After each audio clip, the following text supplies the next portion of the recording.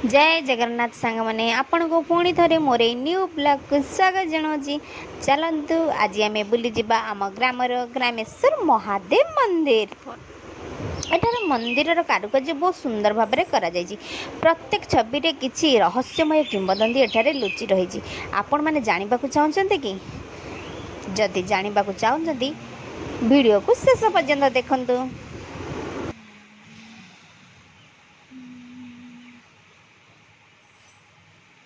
बाबा मंदिर पछपटे गोटे बड़ बगीचाटी अच्छी सेठारे रंग बेरंगर फूल गछ अच्छी। आपण मैंने तो एक कथा जानी थे महादेवंकर बेलपत्र अति प्रिय। सेठारे गोटे बड़ बेल गछटी अच्छी एवं कूह मध्य अच्छी। आमर एठार भाईना कूहरु पानी आनी बाबा प्रतिदिन प्रसाद बनाती।